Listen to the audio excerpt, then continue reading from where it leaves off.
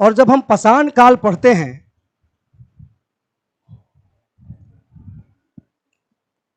जब पाषाण काल पढ़ते हैं आप, तो पाषाण का शाब्दिक अर्थ पत्थर ही होता है। ठीक, इसी को कहीं कहीं आप प्रस्तर के शब्द से पढ़ते होंगे, तो प्रस्तर का मतलब भी पत्थर ही होता है। इसी को आप पढ़ते होंगे अंग्रेजी में स्टोन एज, जो पत्थरों का युग है। जो जैसा युग है, आज हम जो है एस से लेकर तकनीक जो आगे बढ़ा, एस, फिर आपका तांबा का अंग्रेजी कौन सी होता है, सी, फिर ब्रॉन्ज, फिर आयरन, फिर नैनो टेक्नोलॉजी, फिर एआई के दौर में हम लोग, आर्टिफिशियल इंटेलिजेंस के दौर में हैं। हर दौर किसी ना किसी तकनीकी युग से संबंधित होता है, यानी कि चाहे युग जैसा भी हो, उस समय विज्ञान जरूर होगा। नहीं, पाषाण युग भी है तो पाषाण युग पाषाण टेक्नोलॉजी पर आधारित होगा। पाषाण युग किस टेक्नोलॉजी पर आधारित होगा, पाषाण टेक्नोलॉजी पे, माने स्टोन टेक्नोलॉजी पे आधारित होगा। ठीक है, यह क्रम है तकनीक के दौर का। सबसे पहले स्टोन एज, फिर कॉपर, माने धातु में तो सबसे पहले कॉपर ही प्रयोग किए, फिर ब्रॉन्ज बना, तो ब्रॉन्ज में भी देखिएगा विज्ञान नमूने में छुपा हुआ है। टीन और तांबा को मिला के क्या बनता है, ब्रॉन्ज बनता है। तो टीन और तांबा को किस अनुपात में मिलाया जाए, किस अनुपात में मिला के पिघला के मिलाया जाए कि वो ब्रॉन्ज बन जाए, ये वैज्ञानिक के सोचना है। खाली ब्रॉन्ज पढ़ लेने से थोड़ी होगा, ब्रॉन्ज के साथ सेंस क्या है, विज्ञान का है।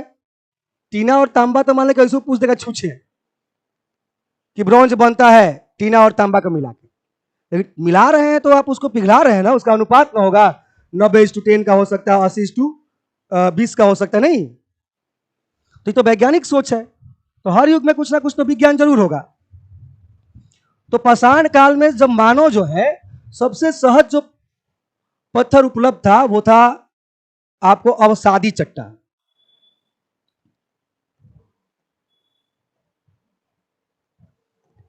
देखिएगा, अवसादी चट्टान को आप रूपांतरित चट्टान भी कहते हैं शायद।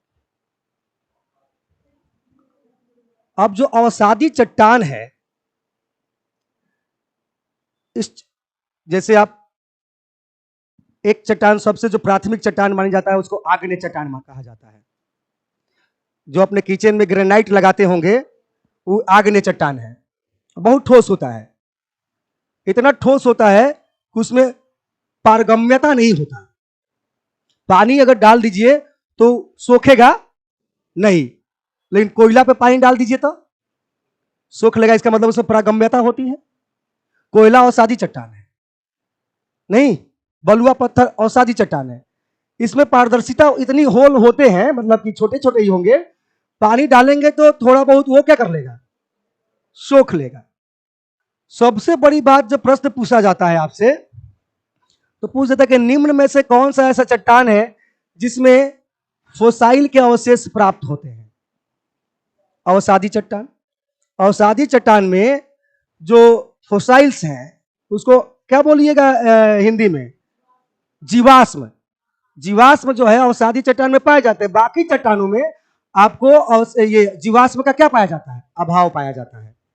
बात समझिए, ये प्रश्न कई बार पीछे से पूछा हुआ है कि निम्न में से किस चट्टान में जीवाश्म का अभाव पाया जाता है, या फिर निम्न में से कौन से चट्टान में जीवाश्म का अभाव पाया जाता है। भाव मतलब अवसादी चट्टान, बात समझे। और ऐसे भी जब कोयला से जोड़ दिया अवसादी चट्टान को, तो बिना जीवाश्म के तो बन ही नहीं सकता। बन सकता है क्या? तो मानव ने सबसे पहले, हमारा पूर्वज होमोनिड, मानवसम, कौन चीज से खेला, कौन पत्थर से, अवसादी चट्टान से। नहीं, हर सोखने वाले चीज को हम अवसादी नहीं कह सकते। क्या?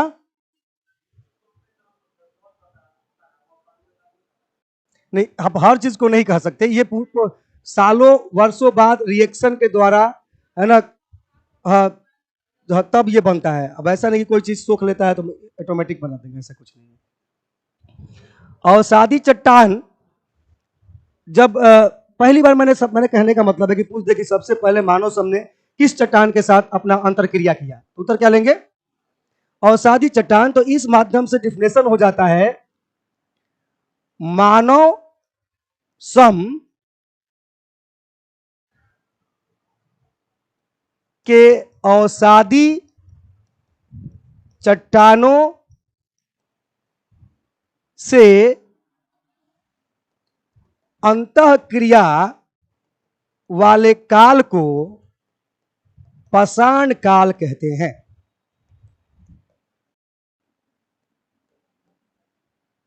पाषाण काल कहते हैं। क्लियर है बात? ठीक है। मानव सम के अवसादी चट्टानों से अंतरक्रिया वाले काल को पाषाण काल कहते हैं। निश्चित रूप से आपसे डिफिनेशन नहीं पूछेगा, लेकिन अब ऑनलाइन में पढ़ाया भी तो नहीं जा सकता, उससे आपको मजे नहीं आएगा। अवसादी चट्टान याद कर लेना, आगे बढ़ते हैं। ऐसे तो मजे ही नहीं आएगा, ऐसे पढ़ पढ़ के तो जुग मुआ है ना, कहां से कहां आ गए क्या। अब तो समझ गए कि पाषाण काल में अवसादी चट्टान। अब ठीक है, पत्थरों का काल है, और जो पाषाण काल के मानव हैं उनकी एक्टिविटीज, अपने भोजन के भूख तो लगता ही होगा उनको, उसके लिए अर्थ का क्या व्यवहार करते थे, अर्थ व्यवहार उनका क्या था। यानी कि पाषाण काल समझाने के बाद हमको इतिहास को एक बार फिर से डिफाइन करना होगा, लेकिन इस बार दूसरे एंगल से। पाषाण काल को आगे बढ़ाने से पहले पूरी तरीके से पाषाण काल तक पहुंच गए। कैसे पहुंचे समझ गए ना, कैसे पहुंच गए तो समझ गए। अब पाषाण काल भी इतिहास का कोई ना कोई खंड है। तो इतिहास को आमतौर पे जो एकदम सेकुलर व्याख्या है इतिहास का, वो है प्राक इतिहास,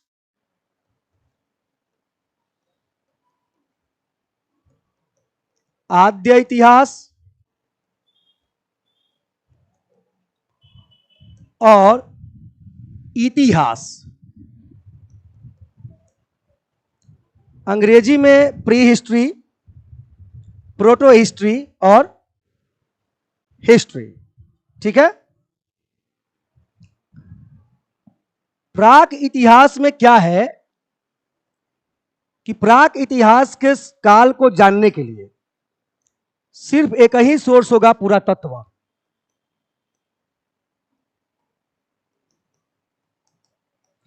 यानी कि जिस काल को जानने का साधन मात्र पुरातात्विक स्रोत है, वो काल क्या कहलाएगा? प्राक इतिहास। बाकी कोई लेखन उखन वहां है नहीं। ठीक है। लेकिन आद्य इतिहास में क्या है दिक्कत कि लिपि होगी लेकिन पढ़ी नहीं गई होगी। इसका मतलब है कि बहुत सारी बातें इस काल में भी पुरातात्विक साक्ष्य पर आधारित होगी। ठीक है। और इस काल में आपको माना जाता है इंडस वैली सिविलाइजेशन। जैसे आप अंग्रेजी पढ़े होंगे तो उसमें आपने लैंग्वेज पढ़ा होगा। लैंग्वेज में थोड़ा मेरे क्षेत्र से अलग सब्जेक्ट है इंग्लिश, इस पे हम नहीं बात करते हैं, फिर भी थोड़ा सा अपने दायरा से हट के समझाने के लिए कह रहे हैं कि लैंग्वेज जब पूछा जाता है कि भाई लैंग्वेज क्या है, तो आप इसका जवाब देते हैं कि language is a express our feelings. Language जो है अपनी फीलिंग्स को व्यक्त करने का क्या है? माध्यम है। यही है लैंग्वेज। तो फिर ये लैंग्वेज, दरअसल जब ये बात बोलते हैं तो फिर इससे क्या समझते हैं आप? इससे मोटा मोटी 80% लोग ये समझ जाएंगे कि हिंदी इंग्लिश एक लैंग्वेज है। जैसे ही आप कहें कि हिंदी इंग्लिश एक लैंग्वेज है, तो वहां पे आप टेक्निकली गलत हो जाएंगे। लैंग्वेज जब तीन ही तरीके से अपने अभिव्यक्ति कर सकते हैं आप अपनी फीलिंग्स का, एक बोलकर, दूसरा लिखकर, और तीसरा सांकेतिक भाषा के द्वारा, body language. Speaking language, written language और सांकेतिक बॉडी लैंग्वेज, यही तीन माध्यम होगा अपनी फीलिंग्स को अभिव्यक्त करने का। अब जब आप बोलते हैं तो क्या बोलते हैं, हिंदी या इंग्लिश या अरबी या फारसी? ये जो बोलेंगे, जो मीडियम आप अपनाएंगे, वो होता है आपका स्क्रिप्ट, लिपि। नहीं तो लिपि जिस स्क्रिप्ट में आप लिख रहे हैं, जिस स्क्रिप्ट में आप बोल रहे हैं, वो क्या हो जाता है, लिपि। हम देवनागरी लिपि में बोल रहे हैं, ठीक है, या हम लोग कोई अरबिक लिपि में बोलेंगे, उर्दू अरबिक लिपि का पाठ होगा। तो ऐसे जो आप स्क्रिप्ट में बोलते हैं, तो स्क्रिप्ट जिस फिगर को आप अपनाते हैं, हिंदी या इंग्लिश, तो वो हो गया स्क्रिप्ट। और बाकी अभिव्यक्ति तो बोल के, चाहे स्क्रिप्ट का ही प्रयोग करेंगे बोलने के लिए, लेकिन केवल बोलना ही, लिखना ही, और उससे भी नहीं तो सांकेतिक भाषा से भी आप अपने को अभिव्यक्त कर सकते हैं। तो भाषा और लिपि में क्या है, फर्क है, ठीक है, भाषा और लिपि में फर्क है। तो यहां लिपि होगी तो ऐसा थोड़ी है कि लोग पढ़े, लिपि होगी तो पढ़ते लिखते होंगे, लेकिन वो पढ़ा नहीं गया है। तो इंडस वैली सिविलाइजेशन को पूरी तरीके से बताना थोड़ा क्या होगा, उस पर किसी प्रकार का लिखित रूप से किसी विषय पे बात करना उचित नहीं होगा।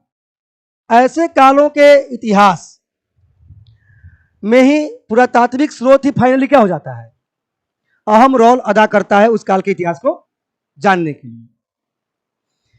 लेकिन इन दोनों के बीच में कभी कभी आधे इतिहास में वैदिक काल को भी जोड़ लिया जाता है। लेकिन वैदिक काल में लिपि है, माने बोलने की कैपेसिटी तो है, क्योंकि वैदिक काल में लेखन नहीं है, लेकिन मुंह है, स्क्रिप्ट। क्योंकि कहते हैं कि वेद जो है वो सुनकर एक पीढ़ी से दूसरे पीढ़ी तक पहुंचा है, श्रुति ग्रंथ माना जाता है इसे। जब सुनकर एक पीढ़ी से दूसरे पीढ़ी तक पहुंचेगा तो माध्यम क्या हो सकता है सुनने का, भले किसके माध्यम, या तो पिता पुत्र के माध्यम से पहुंचा होगा, या फिर गुरु शिष्य के माध्यम से पहुंचा होगा। आमतौर पे यही होगा ना, या तो पिता पुत्र के माध्यम से या फिर गुरु शिष्य के माध्यम से। अगर मान लीजिए कि व्यवहार में प्रश्न इस तरह का आ ही जाए तो ये सब रट रूट के नहीं बनता है। ये सब प्रश्न ऐसे कैसे लिखेगा, इसके लिए तो आपको अच्छी किताब पढ़नी पड़ेगी, है कि नहीं। तो श्रुति ग्रंथ जो होता है वो वैदिक ग्रंथ श्रुति ग्रंथ है। वैदिक काल पढ़ा नहीं ना, मैं बात कर रहा हूं। तो कहीं कहीं उसको भी आद्य इतिहास में शामिल कर लिया जाता है, ठीक है। लेकिन आद्य इतिहास प्रोटो हिस्ट्री का नेचर है कि लिपि होगी, लेकिन उसका पढ़ा नहीं गया होगा। लेकिन इतिहास में क्या होगा, लिपि भी होगी और पढ़ भी लिया गया होगा। यानी कि इतिहास को जानने के लिए आपके पास पुरातात्विक साक्ष्य तो है ही, अरे पुरातात्विक साक्ष्य तो हर काल को जानने के लिए है, लेकिन साथे साथे लिपियों क्या है, पढ़ लिया गया है। तो ये महाजनपद काल से देखिएगा तो लिपि भी साथे साथे चलता है, और उसके अलावा ग्रंथ भी मिलने क्या हो जाते हैं, शुरू हो जाते हैं। ग्रंथ पे याद है यूपीपीसी से पूछा था प्रश्न की, निम्न में से जो मिलिंद पन्हों के रचनाकार कौन है। अभी यूपीपीसी से पूछा था मिलिंद पन्हों,